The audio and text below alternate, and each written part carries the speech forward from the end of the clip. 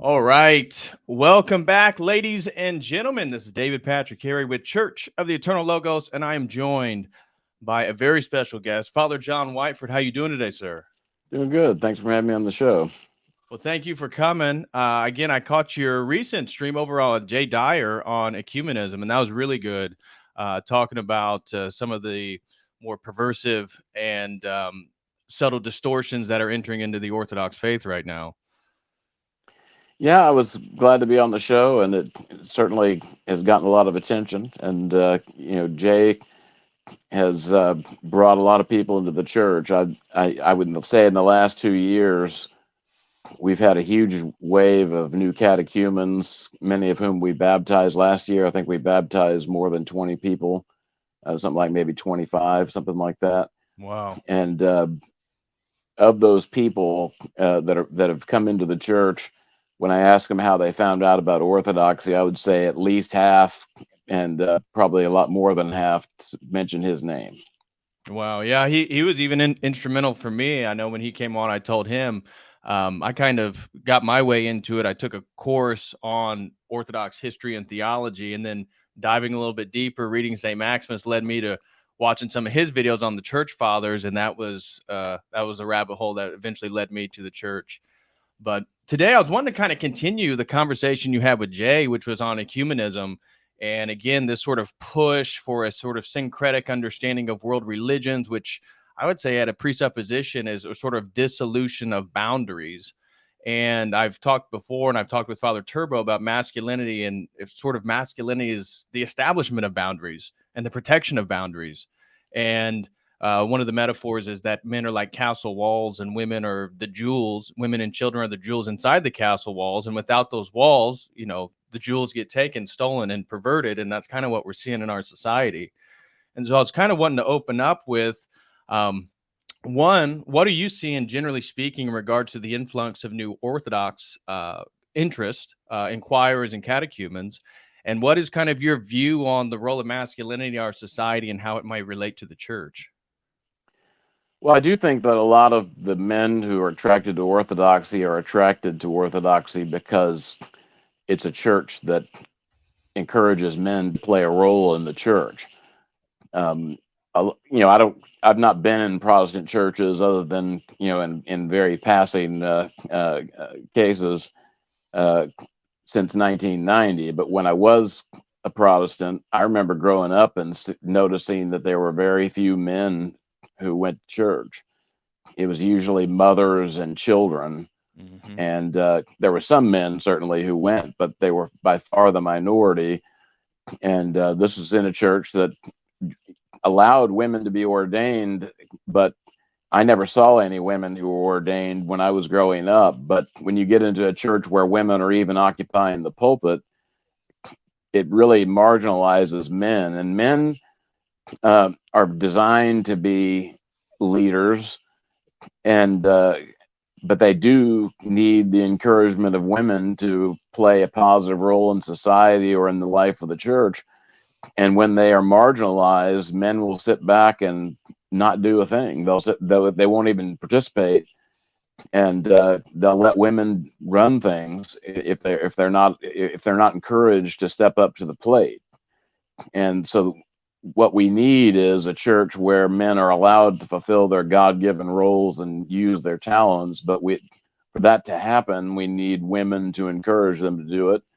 And it basically, you can't separate the two. Those two have to go hand in hand, because women need strong men to nurture them and to nurture their families and to raise and protect their children. And when you throw all these things out of whack, that's when you get into the distortions that we're seeing in our society today, where you've got kids that are growing up without a father in the home. And most of the dysfunction that we see in our society can be traced to that. They've done studies of people who are in prison, and of people who are in prison, almost all of them come from a situation where the father was not in the home. It's a very small percentage of people who were raised in two-parent households with a father who was present. And when you're seeing all these guys that are trying to pretend that they're women and pawn themselves off as transgendered or what have you, I guarantee you there's not a father in that boy's life that is able to play a positive role in most cases. Right. And where you do have fathers that are playing active roles, men learn how to be men. Only a man can teach a boy how to be a man. And there are a lot of women who, for reasons beyond their control, wind up in a situation where they have to raise their kids without a husband in the home. But that should be the exception. And when it is an exception, there are enough men in a community that can step into that role and be a father figure to boys like that. But when two-parent households become the exception rather than the norm, it's harder and harder for any of those children to come out learning how to be men, and they usually wind up becoming punks instead. Right. Yeah, I mean, I don't know if you've seen articles recently. There's a Forbes article that speculates that by 2030, 50%, this is the first time in world history, 50% of American women will be single and childless between the ages of 18 and 45.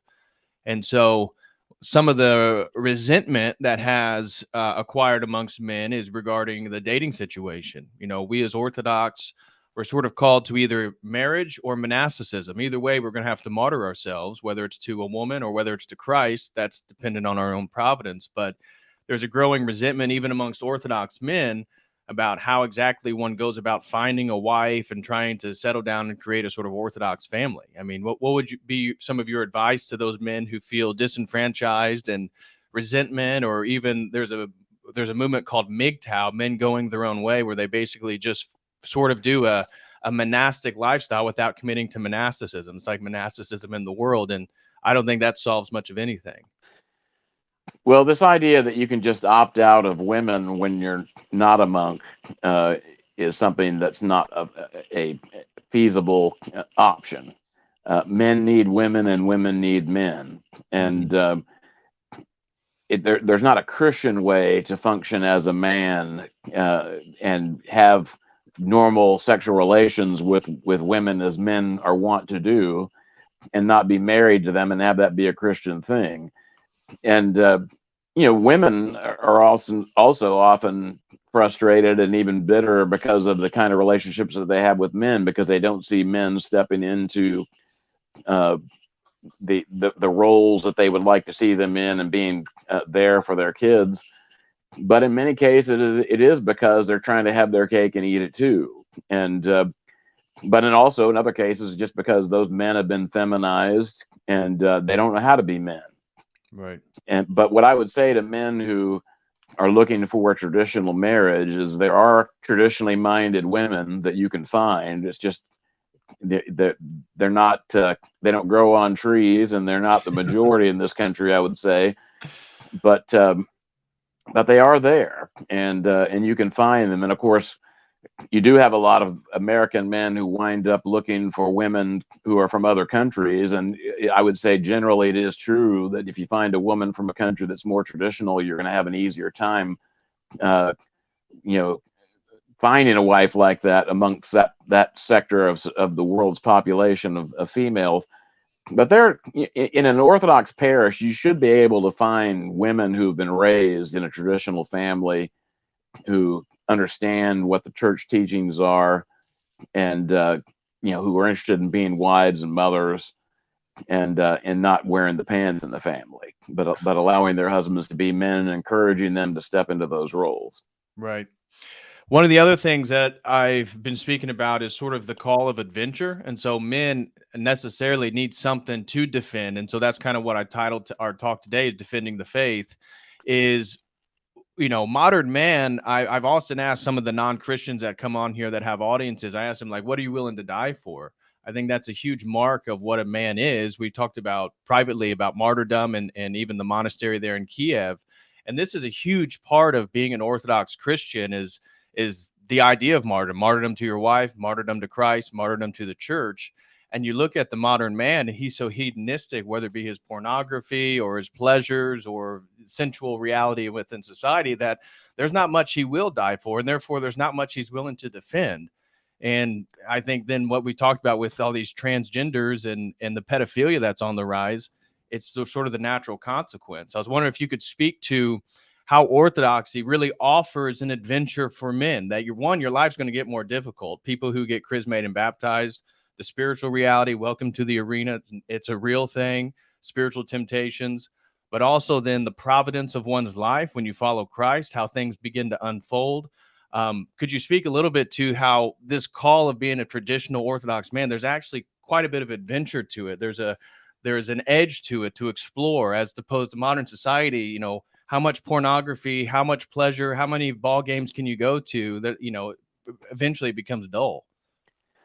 I think men naturally do desire a challenge. We're designed to fight for the things that we care about, and to protect the things that we care about. And in the Orthodox Church, you are presented with a serious struggle in the spiritual life, where you're taught how to overcome the hedonism that most of the society is caving into. And I would say, pornography in our culture is really a plague. And unfortunately, it's not something that you don't hear about in the Orthodox Church, because there are a lot of men who are struggling with an addiction to pornography.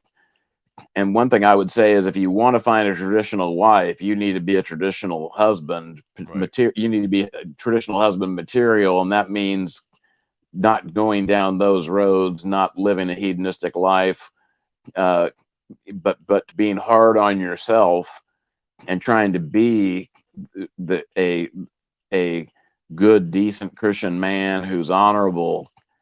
And when you have a man who is that, I don't think they have a shortage of women who are interested in that kind of a man. Right. And you can find traditional women among that population of women who would be interested. So that's what you have to strive for first. Don't be thinking about how you're going to go out and find a woman until you've first conquered your own passions, and you've made progress in the Christian life, trying to be the kind of a husband that a woman like that would be interested in. Right. Um, I mean, could you speak a little bit? I know that you recently did a talk about, again, the state of the Orthodox Church in Ukraine, and how, again, we're seeing the call for masculinity. Again, I'm a big promoter of the patriarchy, which is this hate speech in 2023, saying that no, patriarchy is good. I'm for patriarchy. We have a patriarchal tradition within our church. And really, it seems like it's the last vestige of the patriarchy. We look at what's going on in the Roman Catholic Church, and I think it's just a matter of time before they have female priests. Wouldn't be surprised if it happens within the next few years, or especially within the next decade. Can you speak a little bit to the patriarchal tradition of the church, and then really the situation we're seeing unfold in Ukraine, and how it relates to bringing in these sort of ecumenical and these sort of dissolution of boundary presuppositions within the church in that struggle? Well, our culture is feminized, and we're encouraged to not want to stand for truth, but basically to just get along with everything, and go along with the crowd. Orthodoxy is not that. And so it does appeal to that instinct that men have to protect what is valuable and true. Mm-hmm. And that martyrdom is a real thing, and you see that in Ukraine right now, where you have men who are ready to be martyred in the Kiev Caves Lavra, and there are men and women both that are prepared to put themselves between them and that monastery, between them and the government that's threatening to storm that monastery. And so this is something that when people see it, they're attracted to. This is why Christianity grew in the first place, because you Right. had a hedonistic Roman society that was becoming degenerate, but then they saw these Christians that were ready to suffer for their faith, and so people were attracted to it. So that's what Orthodoxy is all about. It's the way of the cross. It's not the easy way. Right. Well, I mean, how does that play itself out again within the struggle? Because people are going to be familiar with your talk with Jay, but Jay's work, generally speaking, in regards to, NATO, intelligence agencies, globalism, all these powers behind Zelensky, and why is he going after the church? Why is it such a threat for men that are willing to defend the church in regards to the global structure at hand, the global political alliance? It seems like the enemy number one is men, especially Christian men, that are willing to fight and defend their faith. I mean, how is that playing itself out between Russia and Ukraine right now? Well, I think that the powers in the West have been taken over by an ideology that's globalist, that's trying to neuter men and masculinize women, Yep. and to make every culture the same, to homogenize the planet. And so promoting things like the rainbow flag and all that kind of garbage, that's what the West has become all about. That's not what the West used to be all about. When I was growing up, you would have had a hard time convincing me that I would ever see the day when my government was going around pressuring countries around the world to embrace sodomy and gay pride parades and stuff like that. But that's what's happening. Right. And so in society that goes down that road, there is no room. That's the one thing they won't tolerate, is traditional Christian culture, traditional Christian men who want to stand for the truth, or even traditional Christian women who want to be that. Right. That everybody has to be the same, and they celebrate diversity as long as you agree with them 100%, and Exactly. That's you don't exactly deviate from the talking points on any issue of any importance. right. I mean, do you see generally speaking, I know Russia just outlawed actually OnlyFans and pornography.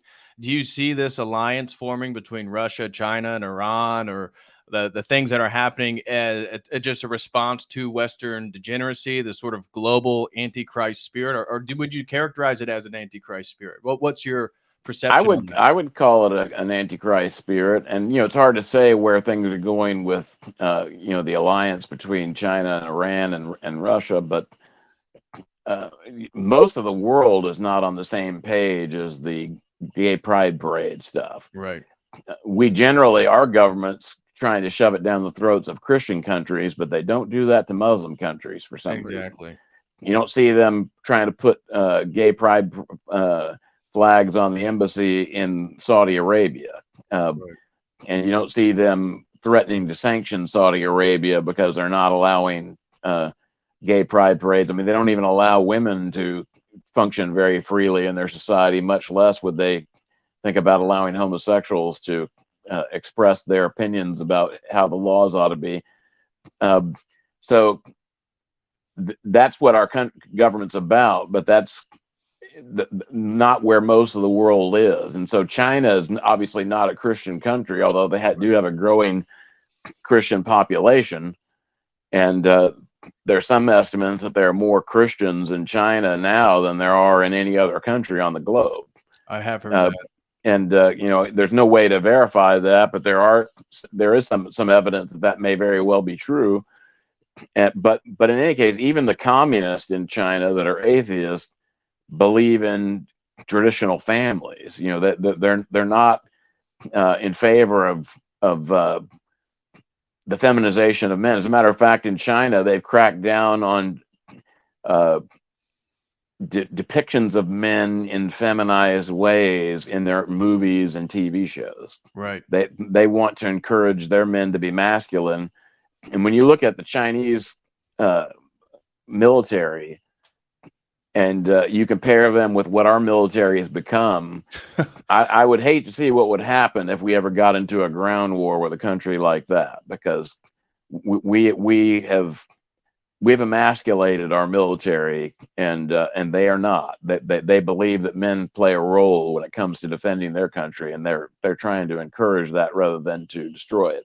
Right. I have a very effeminate homosexual cousin who's in the Navy, and just knowing what's going on in our Navy and how prevalent homosexuality is really disturbing in regards to how exactly we're going to fight potential threats. It recently came out that China had a 1,000-year long agenda for the destruction of America, and so they're thinking long term for global I don't dominance. think it's going to take that long. I don't think it will either. Yeah, I think it's already happening. But There was a great meme that I saw recently where they had Xi Jinping sitting watching a TV, and the title was "The CIA uncovers plot by the Chinese communists to sit back and watch America implode." I don't think they have to do very much to see us go down the tube as the way we're heading. right. I mean, the Biden administration's creating fighter jet cockpits for pregnant women. How does that make any sense? I It mean, doesn't, and as a matter of fact, our military is the most expensive military by far, and we invest because we've got the military industrial complex, you know, sucking at the tit of the American taxpayer. We're investing in all these ridiculously expensive uh, military machines and the ships and stuff like that. Whereas what we're seeing in Ukraine is that a lot of the things we've been investing billions of dollars in are really not what's going to be effective in future wars. Like our aircraft carriers and the fleets that are designed to protect them are really things of the past. They may come in handy when we're picking on a country that doesn't have any air power to deal with us. But if we ever got into a shooting war with China, I think that they would take out our Navy in a very short order, right. because missile technology, and particularly hypersonic missiles, and drone technology being what they are, the day of the big aircraft carrier is going the same way as the big battleship. It's just those are not the ships of the future. Right. But that's what we've invested in, and we are very unprepared for a modern war right now. Right. Yeah, one of the things I've talked about is, I wouldn't be if I was an 18-year-old man graduating high school. Why would anybody want to die for the military industrial complex of the United States, or what we're fighting for, or the exportation of transgenderism? Uh, so again, orthodoxy seems like the last refuge of a worthy cause to potentially die for, to defend. And It's so, really a shame. I used to encourage people. I've encouraged my kids to think about going into the military because there's a lot of things about it that's a good deal. You get benefits for the rest of your life. You can get your college paid for. You can wind up with job skills that could be a career for the rest of your life. But I wouldn't encourage anybody to go into the military right now when they're only going to be faced with all kinds of weird indoctrination. And even under the Obama years, when things hadn't gone quite as far as they had, I have a relative whom I won't name who was in the Air Force who told me about an email that was sent out by the head of the Air Force that was talking about how diversity is so important and no Air Force can be effective without diversity. And his comment was, well, the Luftwaffe was pretty effective and it wasn't very diverse. And the Japanese Air Force was pretty good and they weren't very diverse. right. Diversity has nothing to do with military power. And certainly when you're talking about not ethnic diversity, but you're talking about the diversity of an infinitely expanding number of genders and all kinds of weird perversion, that's not only doesn't make the military stronger, it totally undermines it. Right. Because now you not only are making women shower with men who think that they're women, but Right.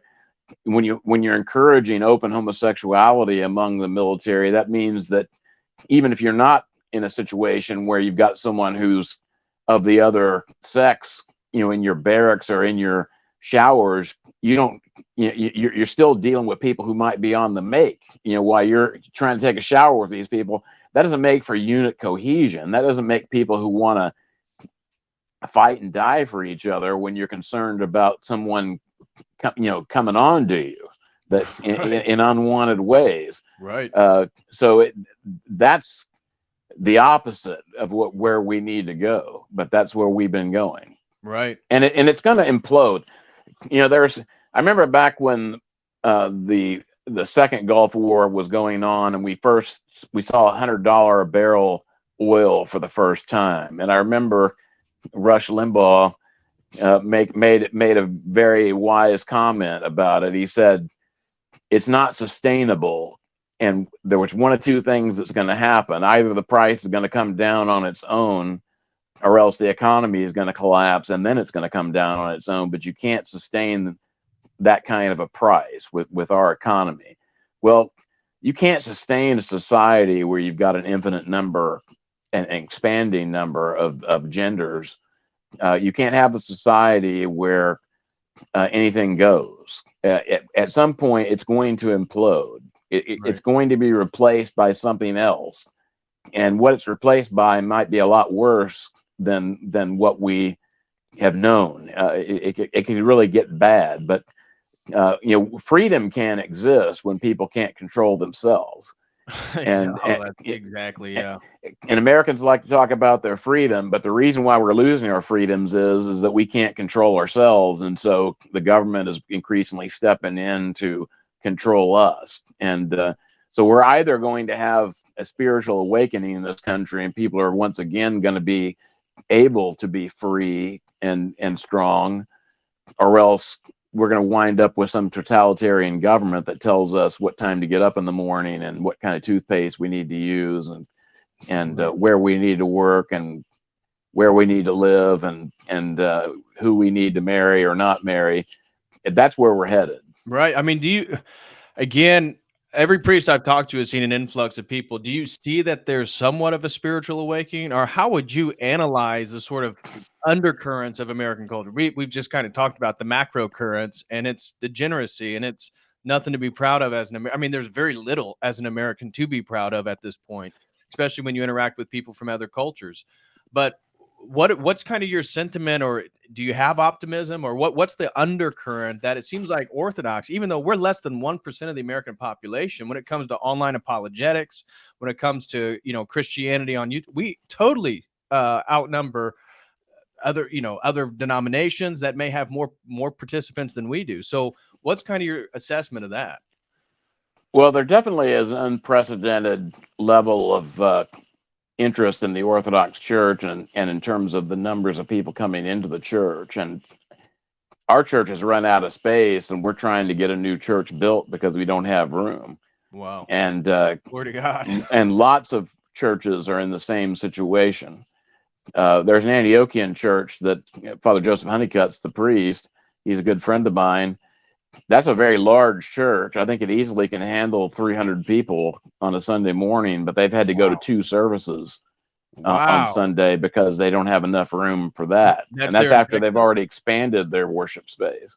Is that there in Texas, I take it? Yeah, that's on the west side of Houston. Wow. And so they're also working on starting another parish, because that's the rule the Antiochians have, which is a wise one, that if your church has grown so much that you need to have 2 liturgies, that you need to start working on a plan to start a new parish. So that's great. But whether this is a wider spiritual awakening or not is hard to say, because most of these people, in my opinion, are either, well, I'd say there are some people who were not religious that are coming to the church too. So there is some of that, but there's a lot of people who are just refugees from other Christian groups that are seeing them go down the tubes, and they're looking for something that's true. Right. So I suppose there's some of both. It's hard to say, though, whether we're seeing an overall increase in the piety of the American people or not. But time will tell. I hope we're seeing an awakening. I hope things turn around.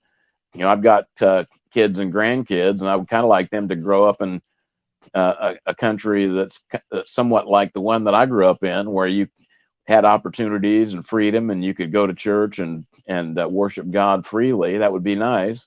Right. I'm not so sure that's the world that they're going to actually, my grandkids are going to be growing up in. But the thing is, as Christians, we have to always have hope and faith, and we know that God is going to get us through whatever comes. And so the Christian response wouldn't be to say, well, I'm not going to have kids because I don't want to have to deal with the future that's coming. That would not be the Christian way to approach it.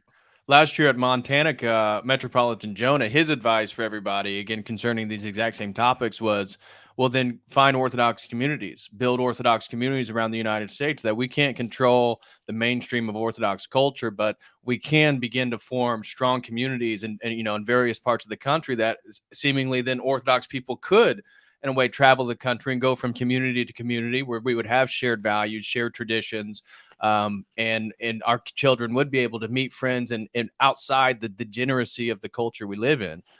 Well, we are starting to see the development of parallel infrastructure, you might say, to where people are having to depend less on the degenerate society to protect their kids. Our parish started a homeschool co-op. We're in the 2nd year of it right now, and we've had in the neighborhood of about 40 to 50 kids that have participated in it. And our parish has something like over 80 kids. We have in our liturgy, we have a petition that one of my deacons wrote for expecting mothers, and in the last 4 years, I would say, we've not been without women who were expecting, and at any given time, we sometimes have 6 or 7 women who are expecting a child. So we've got lots of kids that are being born, lots of kids that are coming into the church because their parents are converting or moving to the area. We have a lot of refugees from the West Coast that have moved to Texas, and so we're really their values with them. Not these people. They're fleeing, that kind of stuff, because they want to live in a place where they can worship God and raise their kids without being harassed by the government. And Texas is a pretty good place to be for that purpose. Right. So in regards to then defending the faith, How important do you think it is? Of course, not for everybody, but learning the faith. Orthodoxy prides itself on that we are the truth, so therefore truth doesn't change. We don't believe in progress or process philosophy or process theology, and so truth is truth, and truth doesn't change. And becoming a theologian or learning the intricacies of the energy essence distinction or the hypostatization of Christ, that's not for everybody. However, there should be a role for young men to learn these things so that we can grow in our faith and defend the true theology, as which we've seen already attacked within the church. Right. And the lives of the saints are one key area that everybody who's interested in the Orthodox faith needs to be exploring on a regular basis. Men especially need heroes that they can look to Right. and model their lives upon.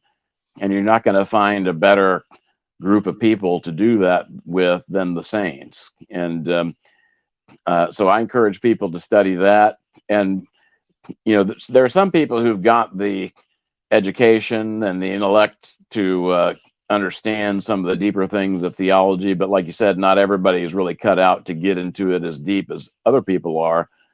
But there's a piety that's open to everybody. And if you take your faith seriously, you're going to be constantly wanting to get deeper and more acquainted with your faith and the practice of what it means to be an Orthodox Christian. So, what are some of these then subversive movements again that you hit on with Jay, but that are entering into orthodoxy that again the traditionally minded men and women need to keep their eyes on? What are some of these perverse elements that we see arising? Well, we see websites like Public Orthodoxy, and the thing of it is, Jay's done a good job of pointing out how this stuff is not just happening on its own, but Right. that there are people who are funding it. So we basically got government sponsored degeneracy and apostasy, and it's either our government is funding folks like these, or else they're doing it through third parties that ostensibly are independent but have connections with our government. And when you look at Public Orthodoxy, one thing that's just interesting to note is that they translate all their articles into something like 7 languages now. Well, anybody who's been involved in volunteer church organizations, that are normal, that are funded by voluntary donations from normal people, you generally are working with a shoestring budget. There's no normal Christian website that has the funding to translate every article that they publish in 7 languages like Public Orthodoxy does. Not unless it's some huge organization, like maybe the International Bible Society or or some big Protestant entity or something like that that's got huge support base in this country. But certainly no Orthodox group has that kind of money that just happens to be there because people are voluntarily donating to it. They're getting money from the government.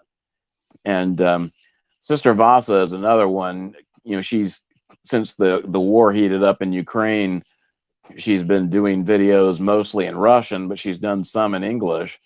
But it's all anti-Russian propaganda, and the production value of these videos seems to be awfully high. And somehow she's getting money.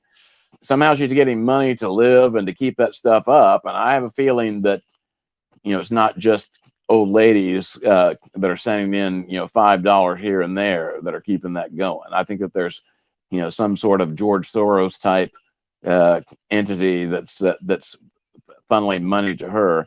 And it's also interesting to note that when you look at her YouTube channel or you look at Public Orthodoxy or any of these other folks, have you seen them calling out the Ukrainian government for what they're doing to the canonical church in Ukraine? Nope. No, you don't. The Pope actually has spoken out against what Zelensky is doing to the Kiev caves. Patriarch Bartholomew hasn't. Public Orthodoxy hasn't. Sister Vasa hasn't, to my knowledge. I mean, if I'm wrong, I'd be happy to be corrected, but I've certainly not seen it. They're not making a lot of noise if they're saying anything at all on the subject. And it just seems like if you're a Christian, even if you didn't agree with the position of the canonical church in Ukraine, that the Christian thing to do would be to say, hey, we might not agree with them, but we don't think it's very Christian for you to be beating up priests and dragging them out of their church in the middle of a service. We don't Right. think that it's very Christian to steal a church from their people. They're stealing churches in Ukraine from the canonical church, and then they have nobody who wants to go to those churches because they don't really have any support in the communities. And so they padlock the church. And then the canonical people have to make do having services somewhere else. This has gone on over and over again in Ukraine. And the same thing will happen in the Kiev Caves Lavra. They don't have the monks in the fake church to fill that monastery. They don't have the people to even attend the services.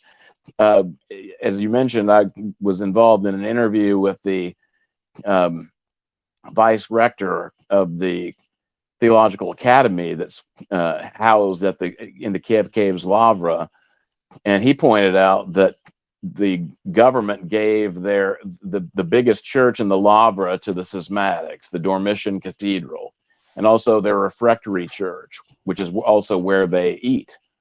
And they've only had 3 liturgies in the Dormition Cathedral since December, when that was handed to them. They've registered a monastery that claims to be the monastery of the Kiev Caves. They have no monks. And if you had a real monastery, they would be doing daily services, because that's what monks do. Monks are all about prayer and keeping the daily cycles. 3 liturgies since December, when they took that church over. And when they've had those services, they've had to bus people from other parts of Ukraine so they wouldn't have an empty church with Epiphany, serving there. There's a lot that's phony and diabolical at the same time that's going on there. Yeah, I mean, think it's no coincidence that we see what seems to be the preimpetus for World War III, potentially a global economic crisis, that it's Orthodox brothers killing Orthodox brothers.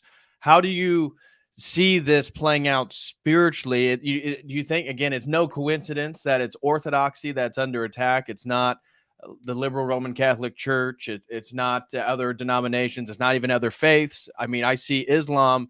When the pandemic happened, the Islamic countries seemed to acquiesce quite nicely to it. And so we've already seen Chrislam occur in Abu Dhabi, and it seems like the Islamic imams and the hierarchy there is really totally on board for a global world government and globalism itself. Now they're going to maintain their religious homogeneity, but Islam already sort of hopes for a globalism to convert as many people as they can before the end of their eschatological theology, before the end of the world for them. So do you think that it's sort of par for the course, that it's the Orthodox Church that is front and center in regards to what's going on right now?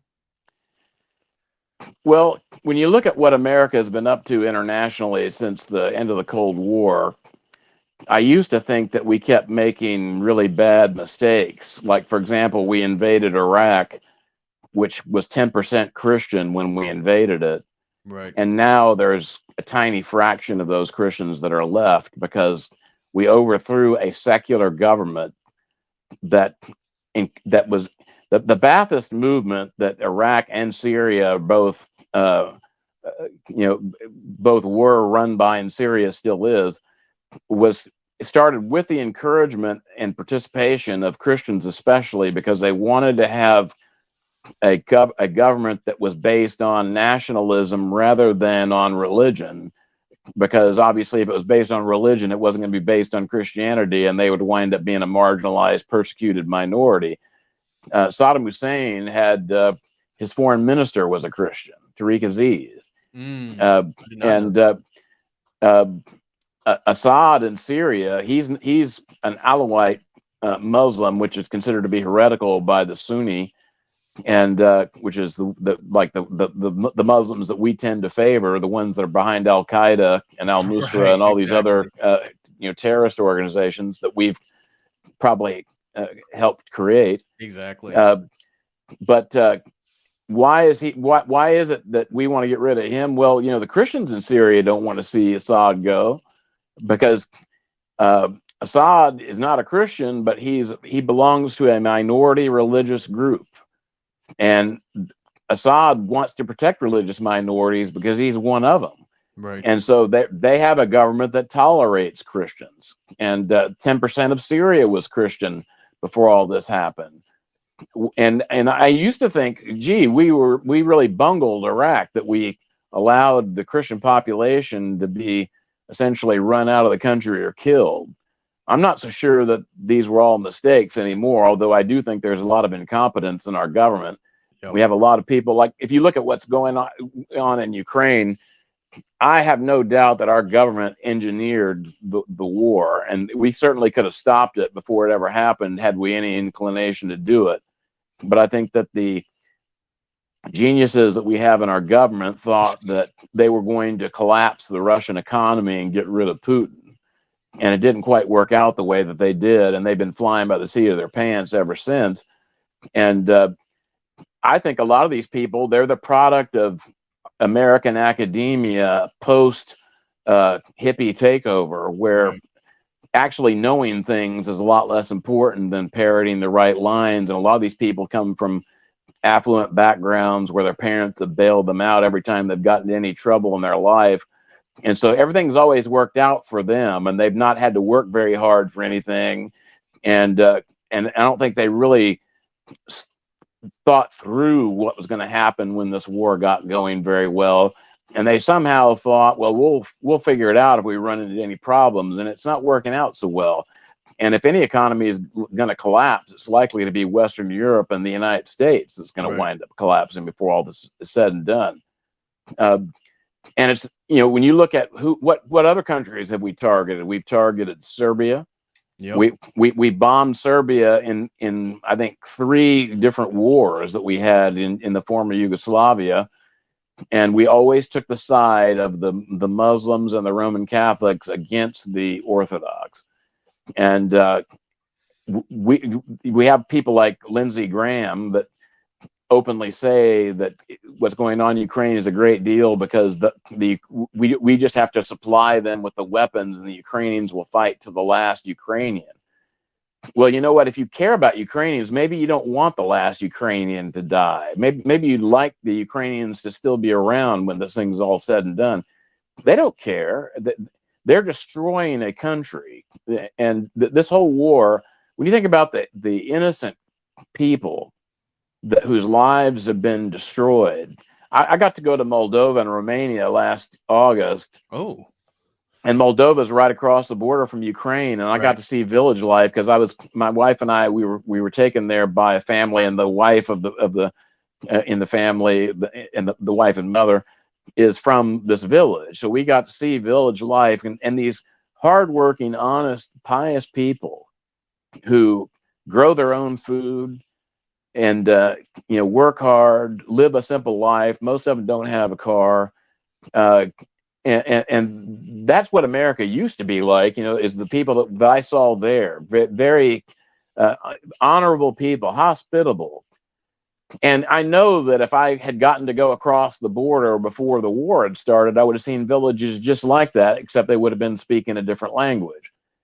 And to think about villages like that are just totally laid waste because there's this war that was 100% avoidable, because we've got geeks in Washington, D.C. that think they're moving pieces on a chessboard and that they're somehow going to get some advantage at the end of this. It's enough to make your blood boil. Right. And it's a catastrophe. And we could have peace tomorrow if we had people in the West that were interested in it. But so far, we don't see it. Right. I was wondering, could you speak a little bit? I'm not totally familiar, but I read a little bit about the EP in Lithuania. Did they just establish a new Orthodox church there? What was exactly the transaction that took place there? Well, what they did was they found some clergy who were interested in creating such a schism, and they've done the same thing in Latvia, and they did the same thing in Estonia back in the 90s. Now, when they did it back in the 90s in Estonia, and mind you, Estonia is where Patriarch Alexei II was from. That was his home country, and he was the Patriarch of Moscow at the time. They stopped celebrating with the ecumenical patriarchate for a while, but they decided at a certain point not to go to war ecclesiologically with the EP at that time, and to basically just allow there to be parallel jurisdictions in Estonia. But by far, the majority of the Orthodox in Estonia are part of the Russian Church. But the EP, the Ecumenical Patriarch, has been trying to find a slice of different parts of the Russian Church over and over again. And they did the same thing in Ukraine. And in Ukraine, that was largely done because the United States wanted it to happen.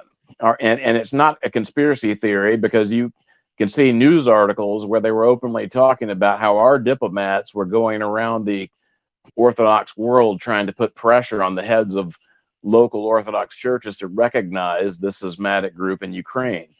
Our government shouldn't have any involvement in a religious matter, and I don't think they care about the religious issues that are actually involved. They just see it as a way of undermining Russia, because Russia has influence because of the strength of the Russian Orthodox Church. Right. And so to divide the Orthodox Church weakens Russia in their minds. And so that's what they're earnestly trying to do. Yeah. One of the other things, I recently just did a 3.5-hour overview of Gnostic heresies from the ancient period into the Middle Ages. And one of the things that I was showing people is Gnosticism, wasn't one totalizing thing. It certainly could be characterized by this sort of existential pursuit of knowledge, which I know you've talked about how that even relates to Sola Scriptura, which I'm kind of leading you towards. But looking over all these Gnostic heresies, we see ritualistic magic, we see inversion of sexual roles, we see goddess worship, we see orgiastic activity, homosexuality, even aspects of pedophilia, human sacrifice, psychoactive substances. And so, again, it's like the more you look into history, the more you look into the heresies that the church has constantly tried to defend itself from. It's the same things that are going on now. There's nothing new. The saying is there's nothing new under the sun. It certainly seems to be the case. I was wondering if you could speak to some of these sort of historical trends that you see that are, again, among us right now, and even how Sola Scriptura and this idea that we can just interpret scripture ourselves leads to this sort of prideful place where we can be our hermeneutical source and understand what everything and what truth means. And really, it's a recapitulation of Lucifer's fall. It's a Luciferianism that I am my own God. Well, the whole concept of Sola Scriptura really comes out of a response or a reaction to papism, because papism, which is what divided the East and the West, is the idea that the Pope of Rome is the head of the church and that he has jurisdiction over the whole church. Not just that he's the first among equals, but that he's the one who gets to call the shots and tell other bishops how the cow eats the cabbage. And so that split the church. And but then in the Middle Ages, you had this reaction where people were resenting the power of the Pope, because the Pope was interfering in secular government and basically funneling money out of countries and you had kings and princes that didn't appreciate this happening. So they started to encourage an approach to the Bible that was designed to undermine the authority of the Pope, and ultimately it led to the Protestant Reformation, which is basically democratized papism. Everybody gets to be their own Pope. Why should only one person get to be the Pope? I want to be the Pope. Right. And so that's where that comes from. And of course, once you open up the door to everybody being their own Pope, you open up the door to any kind of heresy that people can imagine, and people are very creative when it comes to heresy. So Protestantism has given birth to just about anything you can imagine, including groups that wind up going back into occultism. Yes. And different kinds of weird pagan ideas, like the Mormons, where they basically believe that there's not just one God, but God was once a man, and we are going to become gods like him, and we're eventually going to have our own planets. and obviously, if God was once a man, that means that God has a God who created him, and basically have an infinite regress of gods creating other people who become gods. Right. And this is just pagan nonsense. Right. And of course, also because of secularism, where you've tried to run Christianity out of the public square, people are by nature religious. And so when they cease being Christian, they don't cease being religious. They just wind up embracing all kinds of other stuff, including paganism Right. and occultism and you name it. I mean, we've seen Right. it. It used to be in our culture that at least people gave lip service to this being a Christian country, and in the media, you would not find a disrespectful depiction of Christianity, and you wouldn't find people promoting things that were contrary to Christianity. But that day has passed, and Right. now we have the mainstream media constantly attacking our faith and promoting any kind of heresy you can imagine.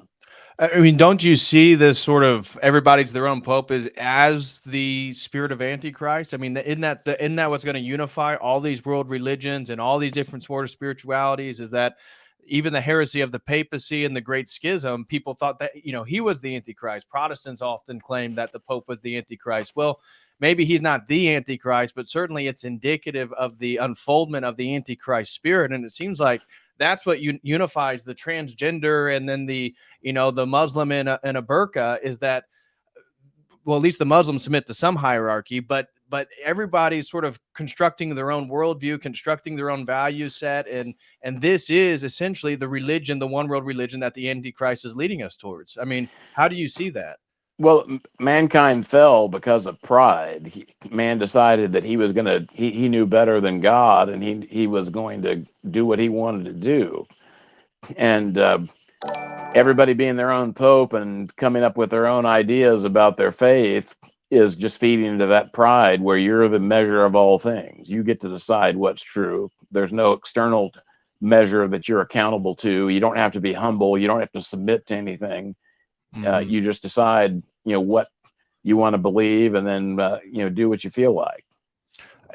Can you speak then, and we can sort of wrap it up? We have a few questions. I know you got a lot of things to do, but why then humility and submitting is such an important part of masculinity and us becoming Orthodox and being part of this tradition to defend? Following in the footsteps of Lucifer and becoming your own God and becoming your own, moral arbiter. That's really actually the opposite of masculinity. Now, people are being fooled in our society and they think, oh, this is the way. Well, women are degenerate. So, well, I'm just going to use women as sex items. I'm just going to, look at people as a sort of utility. Well, recorrecting this framework is one, recognizing that there is a God and then submitting to God and submitting to that hierarchy and that divine order. Can you speak a little bit to why this is so important for men to recorrect things? One of the things I've said is Adam was the first simp. Simp is, you probably are aware, but it's for just a character of a man who follows a woman. Well, we didn't fall when Eve ate the apple. When Adam listened to a woman telling him to do something which he knew was contrary to God's rules, that's when creation falls. And it seems like we look at the world right now and everything is men following women, which is furthering our fall deeper and deeper and deeper, and that a man must reorient himself to God and submit to God to actually be elevated. And this is part of the last will become first. Can you speak a little bit to that? Well, the cure to pride is humility, and that's the cure of the fundamental reason for the fall and the disease that it's produced in humanity. And there's a word in Greek that's translated as meek. Blessed are the meek, for they shall inherit the earth. And a lot of people think that means weak. And the reality of it is that you would use that word to describe a trained Doberman Pinscher, because that Doberman Pinscher is trained. He's got strength, but he's under the control of his master, but he's not weak. If the master says sick him, then he will tear up whatever it is that he's going after. Well, that's what it means to be a Christian man, to be submissive to God, to be strong, to protect the weak, to be a protector of women and children and anyone else who needs that protection, and to be generous, to be kind, but to be strong and and to stand for the truth. And basically, chivalry is an idea that you almost never hear talked about anymore. Right. But that's the ideal of Christian manhood, and so we really should be promoting this concept and rediscovering what it even means. It's a joke in American culture post Civil War, because the North didn't have any chivalry, and they like to mock the Southerners who did. But we've made it into the butt of a joke. But that's what it means to be a Christian man, is to be chivalrous. That's what we want to encourage our young men to become. Which is a defining of boundaries, of morality, of sort Right. of the way that we ingratiate ourselves with other people, which we see totally being dissolved right now. Right. And of course, when I say that the North didn't have any chivalry, I'm being facetious on some level, Right. but there's some truth to it too. But you did have a type of chivalry that was reflected by officers that wouldn't willingly destroy innocent people. But then by the end of the war, the officers that were put in charge were doing those things. And that's why we have unrestricted warfare like we do now. Right.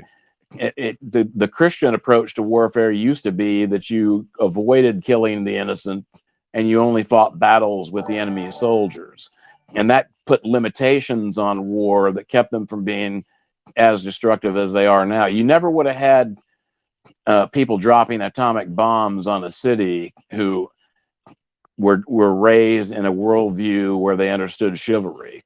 Right. But that's the world we live in now, and as Christians, we need to try to undo that. Right. Well, I appreciate you coming on. We have a few questions I'd like to run by you. One here is somebody that just threw in. VLN said, my priest has expressed to me ecumenical sentiments twice now. First, that Orthos and Catholics are the same, and yesterday that all religions are the same. What should one do in those situations? I would try to find another parish if your priest is saying that. We live in a point in church history where there's a lot of gray areas because things haven't come completely to a head yet. I do think that we are probably heading for a full-blown schism. I hope I'm wrong and that people just repent. But I do think that when that happens, you're going to see more clarity, because basically you're going to see the people with that kind of mentality going in one direction, the people who want to stand for the tradition of the church going in a different direction. But basically right now, there are good priests, for example, in some jurisdictions where their bishops might not be so good.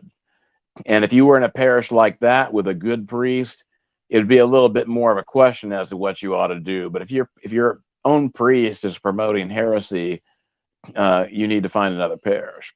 Right. In a way, then, do you see the chaos of Orthodox jurisdictions in America both as a blessing and a curse? Because it seems like the subverting elements that have entered have certainly infiltrated certain jurisdictions, but at the same time, like you said, somebody can leave a parish and go find maybe another jurisdiction or another parish that is much more traditional. Well, I think God has allowed the jurisdictional situation in America to exist, obviously, and it has a good side to it, because if we'd had a united jurisdiction, for example, when the COVID lockdowns were going on, there's a good chance that we would have all been told we're not going to church for a year. Right. But unfortunately, we had alternatives. We not every jurisdiction went down that road. Right. I think that I would like to see a united jurisdiction once we have dealt with the issues of ecumenism and people promoting things like sodomy and all kinds of perversion and stuff like that. That has to be dealt with first. But I would love to see a united jurisdiction. But while we're living in this sort of chaos and there's a lot of gray area, I think that it is something that has a good side to it, which is that you at least have a place to go for refuge. Right. It seems providential for sure. Right. Another question thrown in by Northern Waters 3 says, for Father John, what's the best thing we can do as Orthodox Christians to stand strong in our cities that are lost? How can we best lead by example and portray the truth? Well, I think that you have to protect your family. So I think there is a certain amount of withdrawing from the society that's necessary, just so that you can make sure your kids grow up in the faith. But at the same time, if you're living a pious Orthodox Christian life and you're raising your kids in the faith, as the rest of society is going down the tubes, people are going to start to notice that you're not going down the tubes with them. And that's going to inspire people to want to come our way. Right. I think it's really inside. Again, COVID was a perfect example of those who could see a little bit more, had a little bit more discernment than others, and so I think again that in a way that was providence, because I look at my own parish, and we had the more liberal-minded people who wanted to shut down the church, do plastic spoons. I myself had to stand in a room adjacent to the sanctuary, not because my priest so believed in it, but because 80% of the parish did, and he felt obligated. He's also 90 years old, so he was so old he just felt like he couldn't fight the parishioners, but they ended up leaving. They don't even go to the church anymore. Meanwhile, now all these younger families and men and women, shout out to Amptown One, she's one of our sisters here watching the stream right now. She now goes to my parish, and it seems like God in a way has used the pandemic to call his own. And so we're seeing a lot more faithful enter at least my parish, my little parish here in Indiana, after the situation. I do think that the whole COVID uh, nonsense and the way that people saw society going in directions that they never dreamed, and then the summer of love of 2020, where we had people burning down the country, all of those things cause a lot of people to question whether they were heading in the right direction. And that's caused a lot of people to look into orthodoxy. So I do think that there's a providential aspect to all these things. God uses, God can turn everything for good, even if it's evil. And that's why we need to have hope and faith and not just despair, because all things work together for good for those who love the Lord and are called according to his purpose, St. Paul tells us. It doesn't mean everything is good, doesn't mean that you're going to be feeling good all the time, but it does mean that God knows what he's doing, and he knows how to make these things work out in a way that will save those that love him. So you just need to be in the right relationship to God, and you're going to be okay. Right. Another super chat comes from Jesse Morasco, throws in $5, said, yesterday in the chat of a YouTube video, a Muslim woman came to provoke us by wishing us a good Ramadan and telling us that Quebec is the land of Islam. I reacted like a rooster. I must admit, I told her to come with her male cousins next time. Guide me, please. Well, I think that when you have somebody who's just trolling like that, it's probably better for whoever's running the chat to just block them. Right. There's no point in engaging somebody that's not interested in having a conversation. Right. And particularly when people are doing it anonymously, which is what usually happens in those kinds of situations, there's no point in getting all worked up about people who are just trying to cause trouble. Right. Vitamin G throws in $4.99 and says, long-term inquirer, hoping for catechesis soon. Only parish near me is Goarch. Well, I would try to find let me say something first, and that's there are a lot of good priests in the Greek Archdiocese, right? And I know some of them, and so I wouldn't say write them off just because that's where they are. And if there's not another alternative parish, that may be your best option. But if that parish is embracing these kinds of pathologies that we've been talking about, find whatever is the closest parish that's a viable option. And even if you have to drive 500 miles once every couple of months, develop a relationship with the priest there, and learn how to do services at home. You can do reader services. My website, our parish website, stjonah.org, has a whole section of reader services and how to do them. And so it is a possibility. It does take some work, but the more you do them, the better you're going to understand the services in the church when you're able to come. Right. And your home might become the basis for a new parish one of these days if you do that and you find some like-minded people in your area that are interested in getting it started. So that's what I would recommend. Yeah. What is the process for somebody to try to go about establishing a mission church, for example?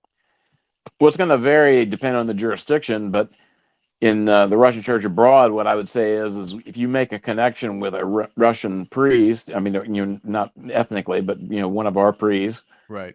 uh, if they see that there's people in an area that are interested in getting something going, um, the bishops usually will bless the establishment of a mission, and you might only have a priest coming periodically to serve the liturgy at first, but as your community grows, you might either have a priest assigned to your parish, or you might be able to grow one in your parish yourself. So there's all kinds of ways that can develop into a good parish down the road. My parish started in the room that I'm sitting in right now in my house, and we were doing reader services for almost 2 years.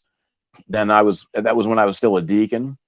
Wow. And then we got a blessing. And actually, I was ordained a priest in 2001. So we were able to start doing the liturgy still here. Providentially, God caused a pipe in my house to crack, and it flooded the house so that we were no longer able to have services here, and we had to do something else.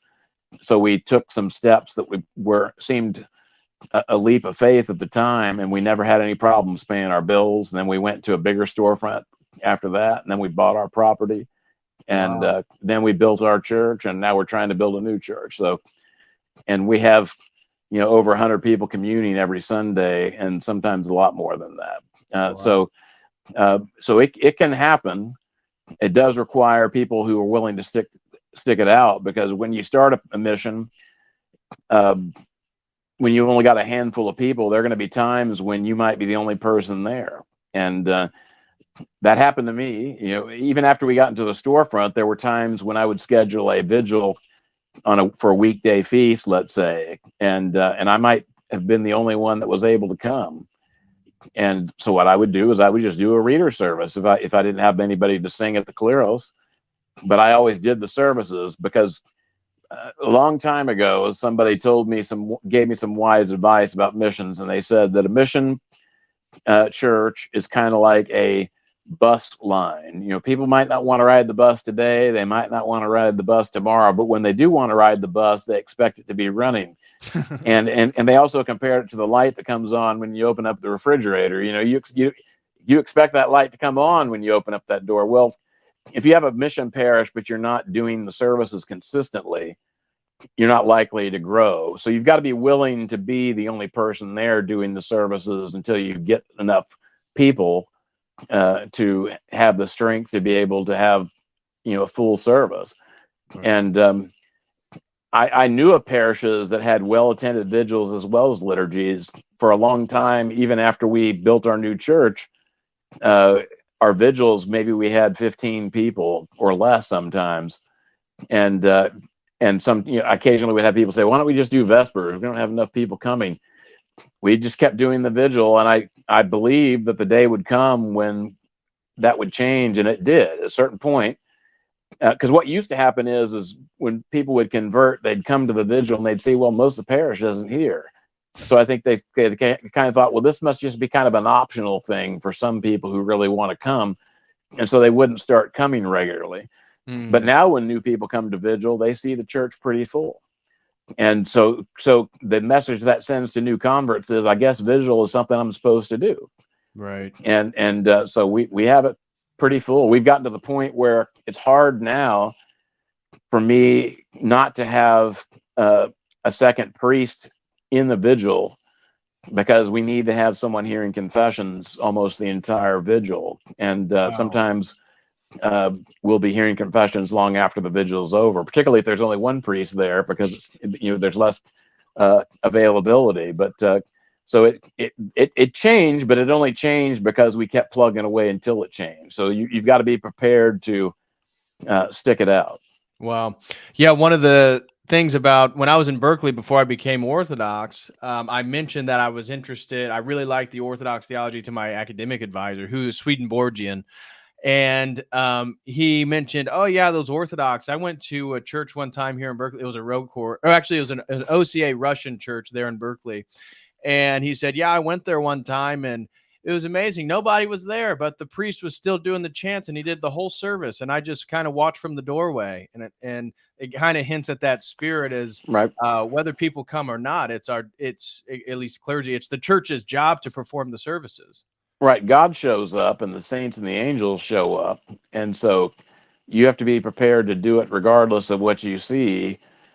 And that's the only way you get to the next level where you actually have people coming on a regular basis. And unless you live out in Timbuktu, where there's nobody, and there's not really any growth potential, most places you can build a parish if you got the determination and you keep sticking it out until you get the right combination of people who are able to get you up to the next level as you reach these different hurdles. Right. Then if you're willing to do that, you can grow and you can eventually fill that church. I believe I could ring the city of Houston with parishes just like mine if I had the money and I had the clergy and I had the people who could run the cleros. Wow. All that takes time, but I think in terms of the potential and the demand, the demand is out there. So we've got to be thinking beyond just our own parish and thinking about starting the next parish. I have a curious question for you then, because again, I told you my priest is 90 and he founded our parish and he retired like 2 years ago. But the Antiochian jurisdiction has told us they don't have a young priest to give us. And so, and our parish is not very big. So on a Sunday, it's probably about 30 parishioners. It's a small building. But it's the second church that my priest founded. The other one's very successful in Bloomington, Indiana, and he is old. He would love to be able to just be behind the iconostasis during liturgy and not have to lead the whole thing. But I was curious, in ROCOR, do you guys have the same problem? Because it seems like in the Antiochian jurisdiction, we're having a problem just finding young priests. We don't have the same problem in ROCOR because we're more flexible. When I was studying to be a Protestant minister, I actually had a concentration in missions because my desire was to be a missionary. Little did I know that one day I would be a missionary in my own country. But Right. but when you study missions, one of the things that Protestant missionaries discovered a long time ago was that you really have to have different levels of training for clergy. So, like if you want to do missionary work, say in Papua New Guinea, you need to be able to train clergy on the ground in Papua New Guinea. You also need to maybe have a seminary or a college, more advanced training available close to there. So maybe like in Australia, you've got a Bible college or a 4-year college or something like that. And then you also need to have a seminary level training for people so that you have future people who are capable of training other clergy. So people who've dug in real deep. Well, the thing is, jurisdictions that have the rule that to be ordained, you have to have a Master's of Divinity degree, which is what a lot of jurisdictions have as a rule. I didn't realize They're that. always going to have a clergy shortage because the problem is you're requiring all your clergy to pull up stakes from their social support network and families and jobs and go move to where the seminary is. So what inevitably winds up happening is you have a lot of parishes in the close proximity to the seminary because you have people who didn't want to move after they got there. If you were from Timbuktu, Texas, and you got sent to Yankee land to go to seminary, and you got a wife, you start having kids, you have the means to support your family. And then they say, okay, now you got your Master's of Divinity degrees. You can go back to Timbuktu, Texas, and start a mission that won't be able to pay you for 10 years. You're not going to do that because you can't afford to do that. You've spent all this time getting this degree. You've gone into debt probably. And so you're not going to go back to Timbuktu, Texas. But if you train people in Timbuktu, Texas to be clergy, and they stay there, they've already got the means to support themselves. They can start a mission, and eventually that mission can get up to the level to where it can pay a priest a full salary. And then maybe down the road, you might be able to send somebody to seminary and then send them back to that parish because that parish will be able to offer them a full salary. But we have a pastoral school that is 100% online. We also have a brick and mortar seminary in Jordanville, but we have a an online seminary, and we train ROCOR clergy all over the globe. And we also had trained people from other jurisdictions too. And the nice thing about it is you can take as heavy a load as you're able to manage, but you're maybe you've probably got a secular job you're working. You might have a wife and kids, so your ability to take a full load is going to vary, but you never leave that social network. And you get the training, and then you're able to start stepping into the role. So in my parish, I was able to get a second priest who was trained in the pastoral school, although he has not finished his studies yet, but he's at least gone through part of it, and he's an excellent priest. And then we've got two deacons that are both doing online programs as well. So, wow. and one of them has already a theological education from a non-Orthodox, more than one non-Orthodox seminary. And so we basically train these people in our own parish.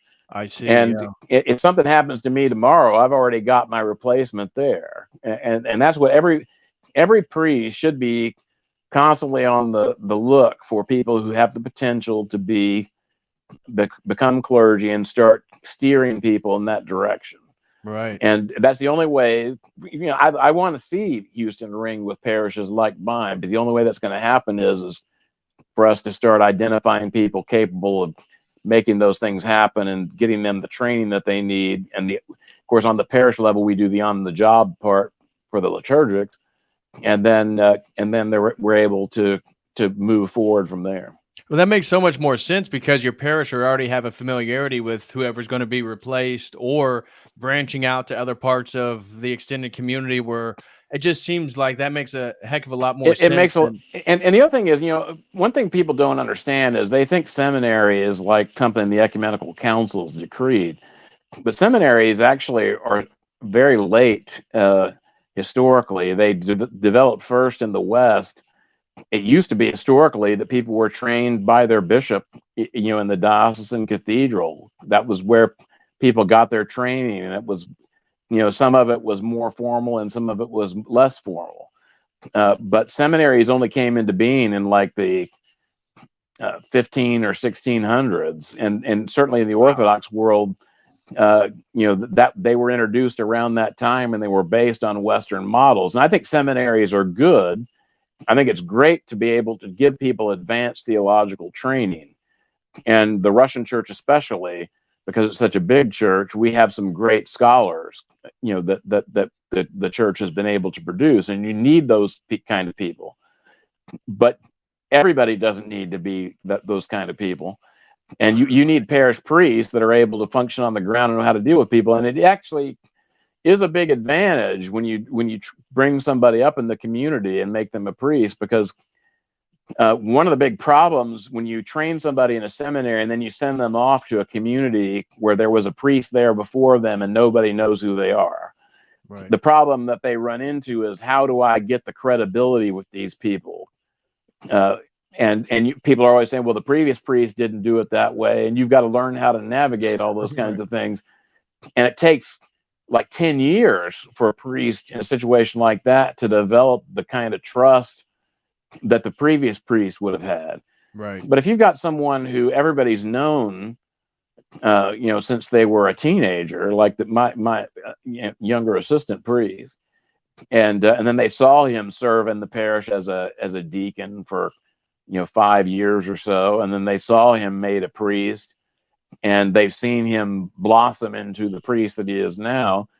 There's the trust is already there. So if something happens to me tomorrow, there won't be a big transition crisis in my parish, because I've already got somebody there who's capable. Yeah, that seems like the way to go. Next super chat comes from John Anon, throws in $10 and says, many people are finding orthodoxy through your online presence. Keep up the good work. Well, thank you so much, John Anon. I think that's towards everybody online. What are your kind of general takes on online orthodoxy? I know that you have a presence on Twitter, and everybody wants to ask you to do interviews with. Seems like Orthodox clergy have a split opinion about online orthodoxy. What's your general take? Well, you can find a lot of unhealthy stuff in online orthodoxy, but you can find some great stuff too. And you know, there's the bee thing that comes from the Desert Fathers, where a bee will go flower to flower to find the nectar, whereas a fly will find the pile of poop, and go from there. Well, you want to be the bee and not the fly. If you're looking for the stuff that's actually edifying, then you're going to gain benefit from it. I remember when the internet wasn't even a thing. When I first converted to Orthodoxy, there nobody was online to speak of, and there weren't even that many books in English that were written for Orthodox people. I mean, you could get the Fathers that were translated by non-Orthodox people, Right. but there weren't a lot of books that were written by Orthodox people for Orthodox people. And so I subscribed to almost every Orthodox magazine that I could think of, because that was really the only way to keep up with current events, and also to find answers to a lot of questions. There are a lot of things that I didn't know and I wanted to learn. Well, with the internet, you've got this great wealth of information that's easily available, but you do have to have some discernment. So you want to work on reading the lives of the saints. You want to be guided by a priest who knows what he's talking about, and you want to read books by authoritative sources, so that you develop a good Orthodox way of thinking, and then you can discern what you're seeing online and tell whether it's good or not. Right. Yeah, it seems like I've kind of been thinking about with the internet and with online orthodoxy. It seems like, they talk about how the gospel had to go around the world and be preached in all parts of the world before the Antichrist or the apocalyptic events or eschatological anticipation would start to unfold. And orthodoxy was one of the last religions to really come to the United States. I mean, Hinduism, Buddhism, Islam was all here really before orthodoxy to a large extent. Well, we found out that there was actually an Orthodox man by the name of Philip Ludwell III who converted to Orthodoxy in Virginia before the American Revolution, and he knew a lot of the founding fathers. And so Orthodoxy in the United States is a little older than we thought. Oh, really? I never Yeah, even heard of that. yeah. But in terms of Alaska, the Russian mission's more than 200 years old. So there is an Orthodox presence that goes back a good bit. It's just obviously most Americans for most of our history were either Protestants or Roman Catholics, and so we're not the most prominent people on the block, although people are becoming aware of us. And Right. So that's a good thing. And also, that we have more apologists that are trying to attack us now than they used to. They used to just try to throw at us Roman Catholic arguments or anti-Roman Catholic arguments, and we would laugh and say, well, you don't know what you're talking about. And now they're coming after us, maybe with half understanding of what we actually believe. But we are getting a lot of converts, and I think as you see a lot of these mainline churches imploding, you're going to see more and more of these people that are going to start coming our way, because people want the truth, and you're inclined to think that you already have the truth when you grow up in a Christian church. But when you see the church that you grow up in becoming something that's unrecognizable, then you're inspired to start asking the question, well, if this isn't the church, what is? Right. We have one more super chat, actually two that come from the same person. Meta Ninjas throws in $10 and $30. No comment on either one. Thank you so much, Meta Ninjas, for the very generous $40 super chat. And Father John Whiteford, that really does everything. Is there anything you'd like to leave with anybody before hopping off here? I can put your parish website in the video description if you'd like. You said that was St. Jonah? Yeah, Saint spelled out SAINT, Jonah, JONAH.org. That's the parish website. And well, the main thing I would encourage people to do, because the Ukrainian church is under severe persecution, and their government is threatening to kick out the monks from the Kiev Caves, Lavra, along with the seminarians that are there. Because that's, as a matter of fact, the first Orthodox seminary was in Kiev, and they're getting ready to kick those people out of the place where it was founded. And the monks have already been given a blessing to resist, and possibly be martyred. And our government is funding that. And we ought to be contacting our representatives today and asking them why our government is doing this. Why are we allowing a government that we fund almost 100% to do this? And probably we are encouraging them. It actually is so counterproductive for the Ukrainian government to be doing this, because quite a few of their soldiers that are fighting for their flag are members of the very church that they're persecuting right now. And so it's not likely to inspire those people to want to keep fighting. And besides that, if you believe the wrath of God is a thing, the wrath of God is going to be upon the people responsible for this. And that includes the government in Ukraine, but it also includes the government in Washington, D.C. Right. Well, and it seems like you said, the monks and the abbots at the monastery there, I mean, in a way, they're an inspiration to all of us and should sort of strengthen our faith. And again, back to the topic of today, defending the faith. I mean, that's really an inspiration for all of us in the West. And ironically, they're being attacked by the vicious demonic forces of the West. That's who's coming after them at the monastery. Yep.